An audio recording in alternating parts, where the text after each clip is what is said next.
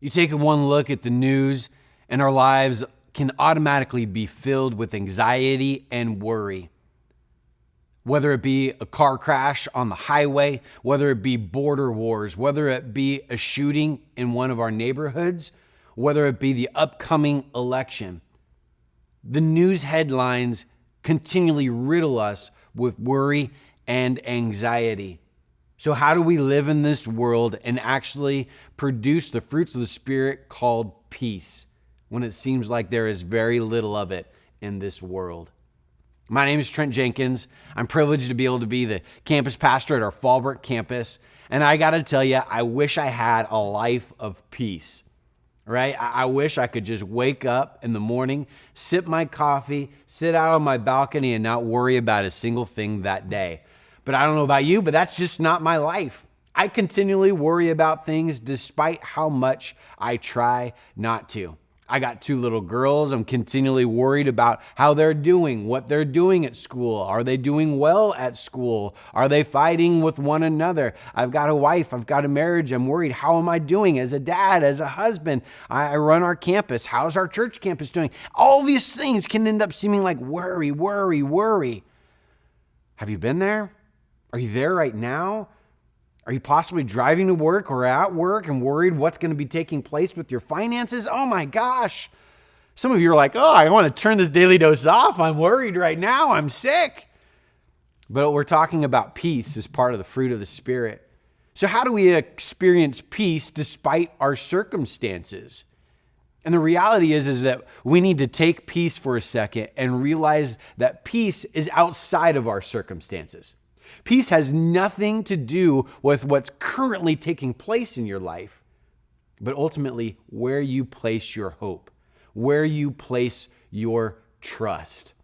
We are always going to have difficult circumstances. We will always have things out of our control, but it's a matter of whose life, our life, whose hands we're putting it in, whose hands we're giving the control to. We're going to take a look at Philippians Chapter 4, and we're in verse 4. Now, Philippians in this particular chapter in this book is written while Paul is in prison, mind you, okay? Chained to another guard who's rotating around. So he is not necessarily what you would consider incredible circumstances, but this is his response to his situation. Rejoice! I'm in prison. Rejoice in the Lord always. I will say it again. Rejoice. Let your gentleness be evident to all. The Lord is near. And verse 6, do not be anxious about anything, but in every situation by prayer and petition with thanksgiving, present your requests to God. And the peace of God, which transcends all understanding, will guard your hearts and your minds in Christ Jesus. This is this perfect recipe for how do we get peace. He says this, in every situation by prayer and petition with thanksgiving, present your requests to God. Ultimately, it's taking the circumstances of my life, it's taking my health, it's taking my girls, it's taking my job, and I'm putting them in God's hands. I'm saying, God, here they are.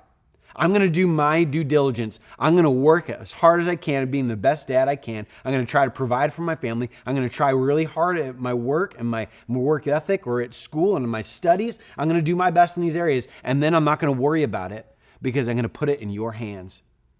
And with thanksgiving, because ultimately it means that I'm going to be grateful for what it is that you give me, the fruit that comes out of my hard work.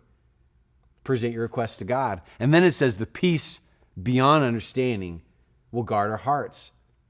And then it goes on to this. It says this, finally, brothers and sisters, whatever is true, whatever is noble, whatever is right, whatever is pure, whatever is lovely, whatever is admirable, if anything that is excellent or praiseworthy, think about such things. This is what we should be thinking on, and not the worries of our situations and circumstances. Let the peace of God enter your heart because you know who He is and we know how limited we are. Put your worries in His hands and start to experience His peace.